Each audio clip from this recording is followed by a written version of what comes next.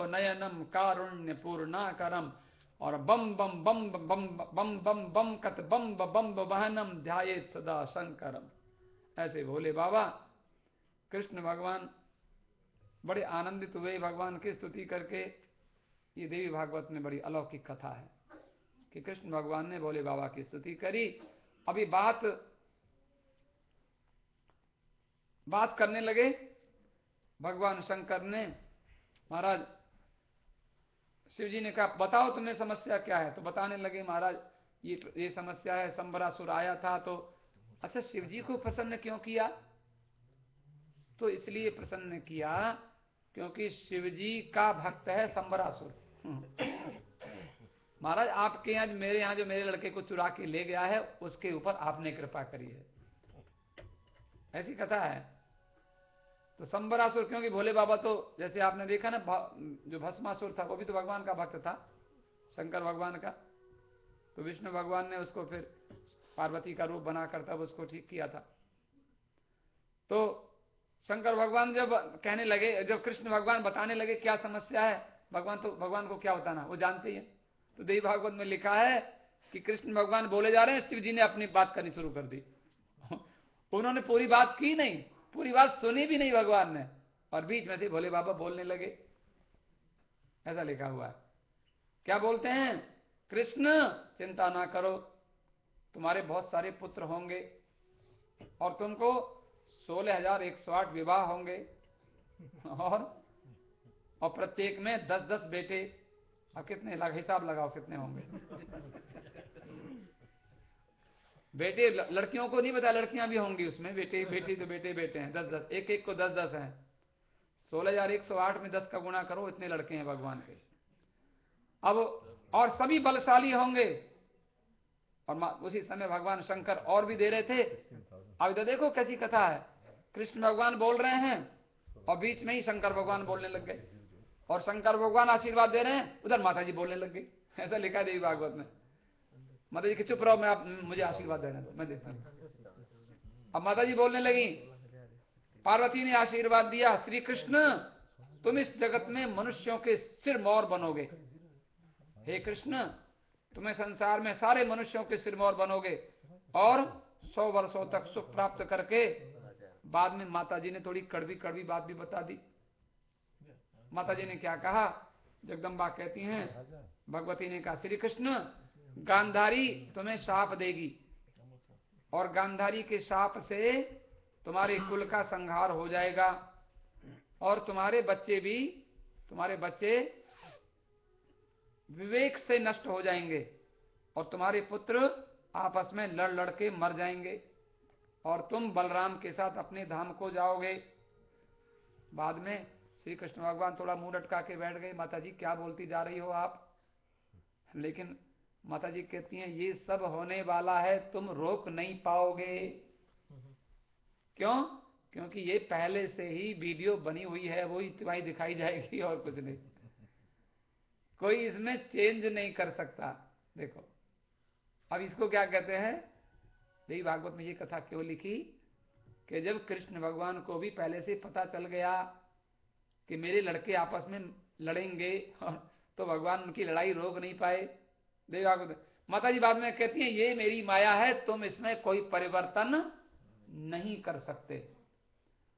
तो व्यास जी ने माने माता जी कहती हैं इसलिए तुम चिंतित मत होना, इसमें परिवर्तन होता नहीं है। व्यास जी ने जन्मे जी को कहा कि देखो ये माया है, ये माया है, और इसमें माया सबको नचाने वाली है, संसार सब नाचते हैं, और इसमें केवल एक भुवनेश्वरी है जो स्वच्छंद है, स्वतंत्र है, वो है माता। और व्यास जी कहते हे जन्मेजय, देखो तुम्हारे पिता थे परीक्षित, और परीक्षित को भी मरना पड़ा, लेकिन देवी भागवत की कथा सुन के उन्होंने मोक्ष पा लिया, शरीर के ऊपर उठ गए।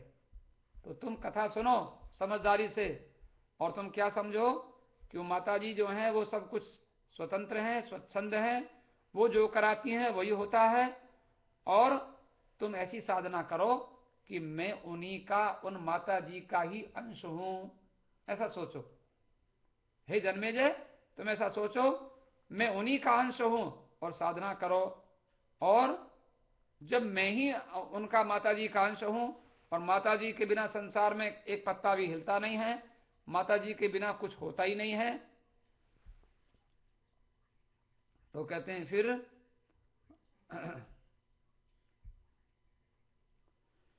जब उनके बिना कुछ होता नहीं है तो फिर क्लेश कहां है, अज्ञान कहां है, दुख कहां है।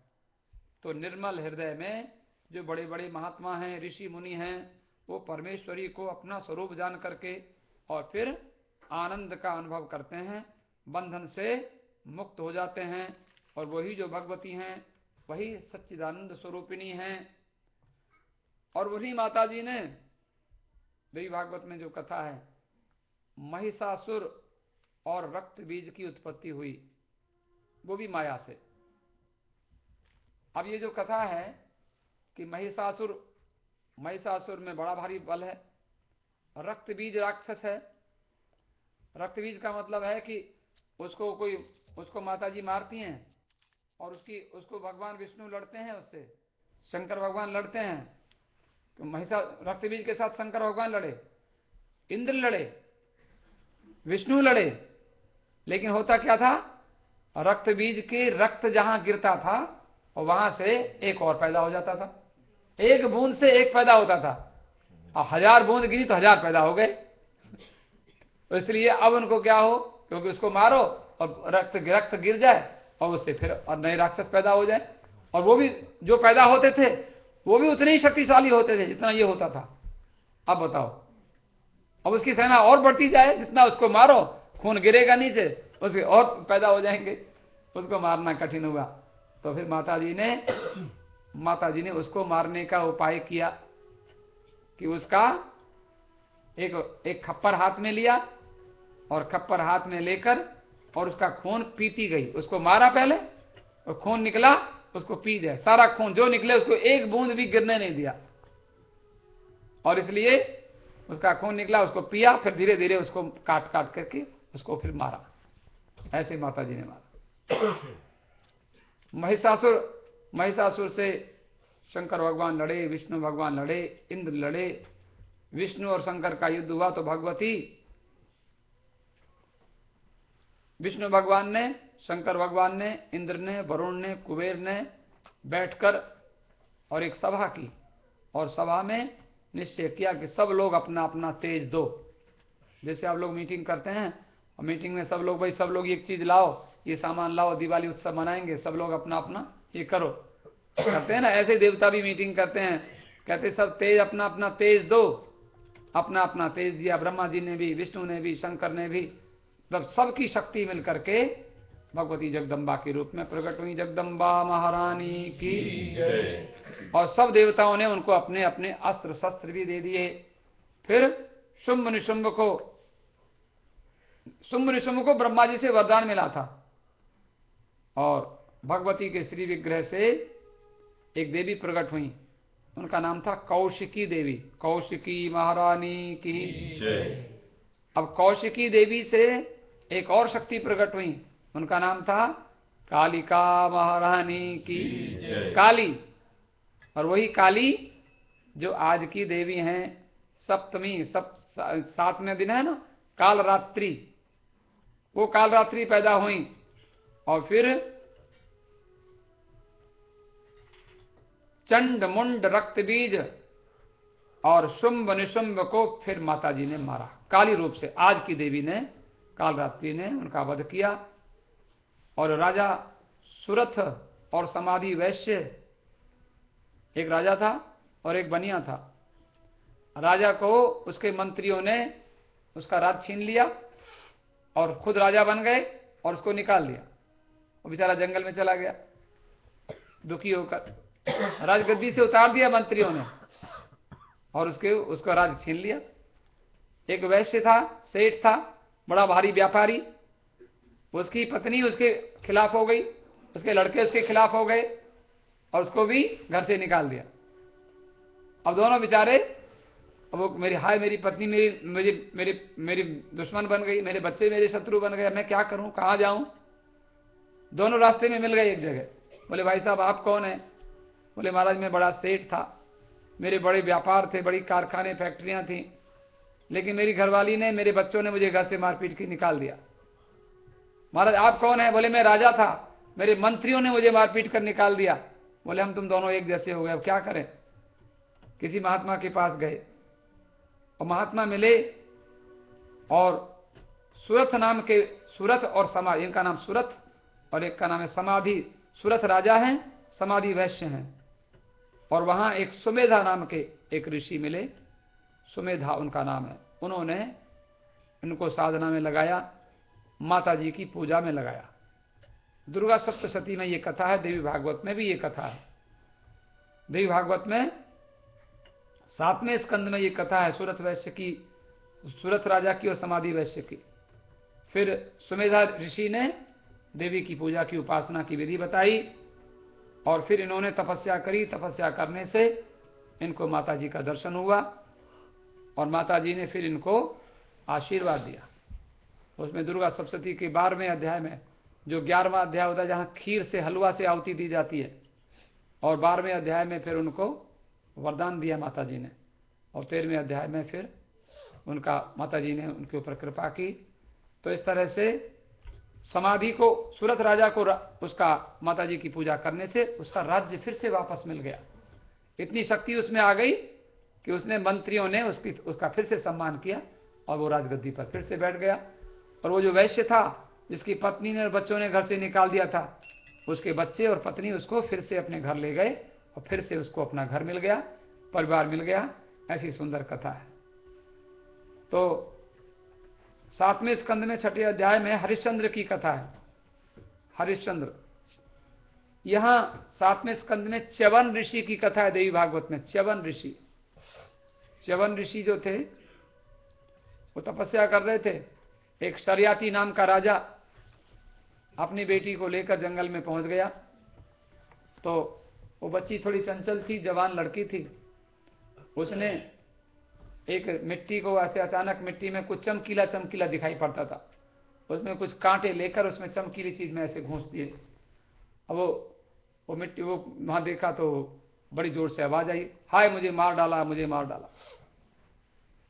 अब वो लड़की डर गई, अपने पिता के पास गई, पिताजी पता नहीं वो क्या था, वहां से कोई रो रहा है और मैंने कांटा चुभवाया था। तो वो हजारों वर्षों से महात्मा च्यवन तपस्या में बैठे थे, उनके शरीर पर मिट्टी जम गई थी, तो पता नहीं था कि क्या है। उनकी आंखें चमक रही थी और आंख में कांटे उसने चुभो दिए, आंखें फोड़ डाली। तो महात्मा रोने लगे, अरे राजा, तेरी लड़की ने मेरी आंखें फोड़ दी, मैं तो अंधा हो गया, अब मैं क्या करूं? बोले महाराज आप मुझे बताओ, मैं आपकी क्या सेवा करूं? तो ऋषि बोले तुम्हारी लड़की की अवस्था कितनी है?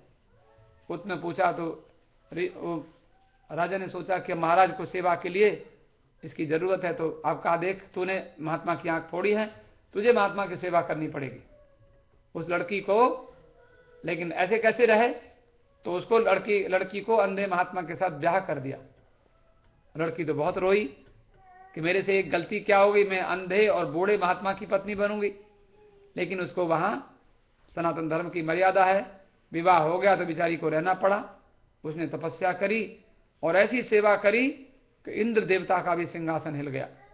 इंद्र देवता दर्शन करने आए।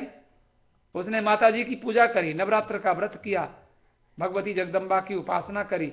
माता जी ने उसको दर्शन दिया, बेटी चिंता ना कर, तेरे सब संकट दूर हो जाएंगे। माता जी, संकट कैसे दूर होंगे, मेरा पति तो अंधा है, बूढ़ा है। बोले चिंता ना कर, असंभव भी संभव हो जाता है मेरी पूजा से। हुआ क्या?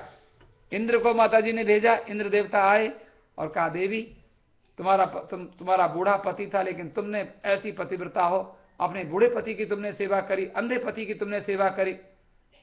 और अश्विनी कुमारों को बुलाया, अश्विनी कुमारों से कहा इसके पति को, इसकी आंखें ठीक करो।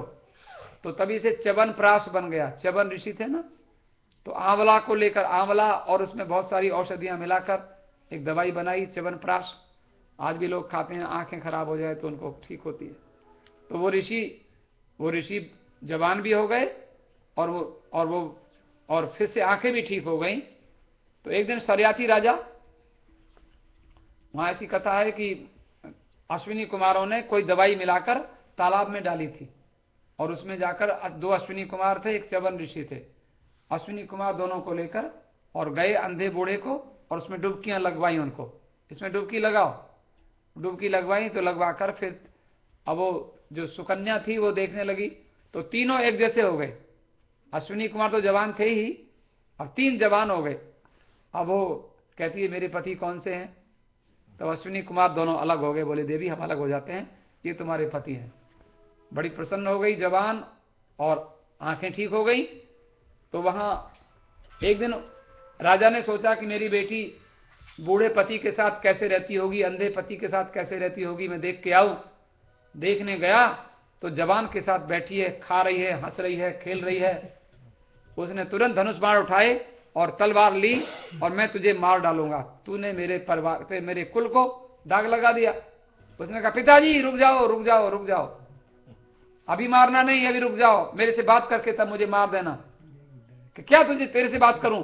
तूने ऋषि को छोड़ दिया, तू किस जवान के साथ बैठी है? बोली वही ऋषि हैं, इनसे बात करो, पूछो। तब बात की तो ऋषि ने बताया कि महाराज तुम्हारी बेटी तो इतनी देवी निकली, इसने तो माता जी की ऐसी पूजा करी कि माता जी ने मुझे भी जवान बना दिया, मेरी आंखें भी ठीक कर दी। ये तपस्या में बल है, माता जी की पूजा में ये बल है। और हरिश्चंद्र की कथा है, हरिश्चंद्र तो काशी में बिक गए, रानी और पुत्र भी बिक गए। ब्राह्मण के हाथ हरिश्चंद्र चांडाल के घर में बिक गया, और शमशान घाट पर काम करने लगा, मुर्दों को जलाने लगा। अब वहां पर रोहित जो उसका बेटा था, वो भी उसको सांप ने काट लिया।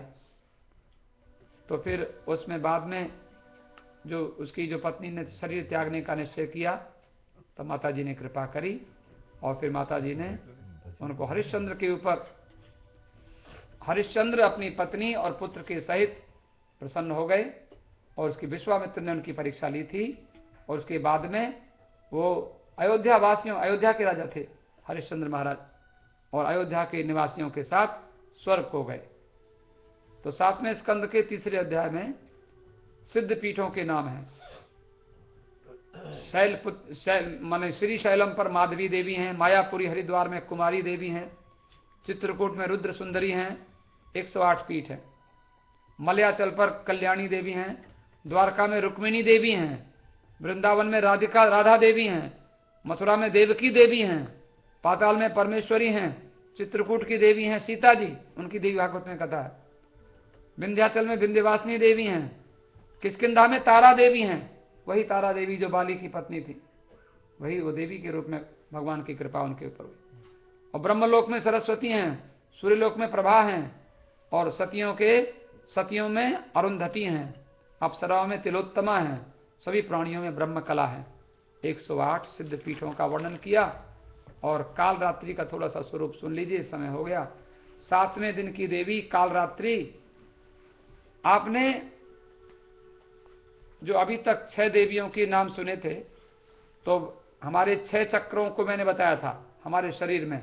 मूलाधार चक्र जो मेरुदंड के सबसे नीचे, स्वादिष्ठान चक्र जननेंद्रियों के पीछे, और मणिपुर चक्र नाभि के पीछे, अनाहत चक्र हृदय के पीछे, विशुद्ध चक्र ये गले के पीछे, आज्ञा चक्र तीनों नेत्रों के बीच में। ये 6ठा चक्र था जो कल की देवी आज्ञा चक्र में रहती थी, कात्यायनी। और ये 7वीं काल रात्रि कहां रहती हैं? यहां सहस्रार, 1000 पंखुड़ियों का कमल है यहाँ पर, ये ब्रह्मरंध्र है, और यहाँ पर वहां माता जी का ध्यान किया जाता है, सहस्रार। तो ये इसमें 1000 पंखुड़ियों का कमल है, वहां सारी सिद्धियों को देने वाली हैं और सारे पापों को नष्ट करने वाली हैं आज की देवी कालरात्रि, और अक्षय पुण्य लोगों को प्राप्त कराती हैं। और इनका शरीर का रंग कैसा है? घने अंधेरे के समान काला रंग है, सिर के बाल बिखरे हुए हैं, गले में विद्युत की तरह चमकदार माला है, 3 आंखें हैं, गोल गोल आंखें, और नासिका से, उनकी नाक से अग्नि की ज्वाला लपट निकलती रहती हैं, काली कालरात्रि।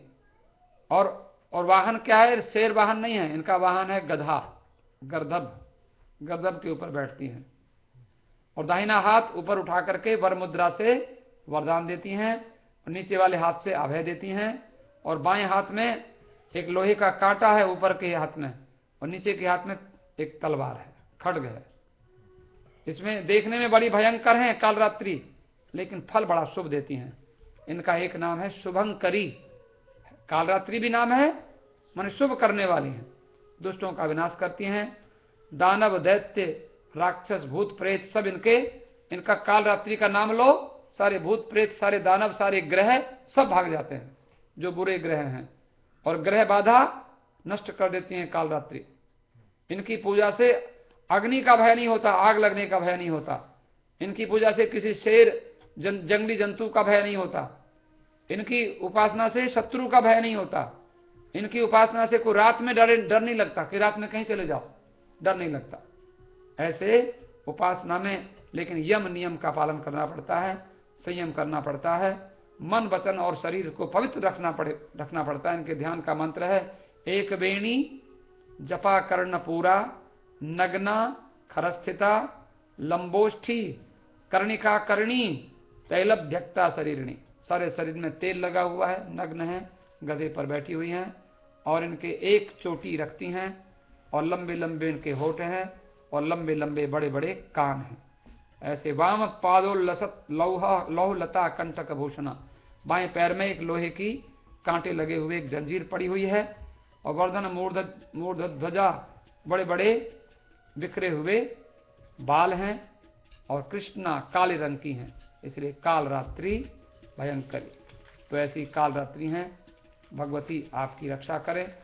ये हमने आपको थोड़ी देवी भागवत के अनुसार थोड़ी कथा सुनाई, कालरात्रि का थोड़ा सा स्मरण करेंगे।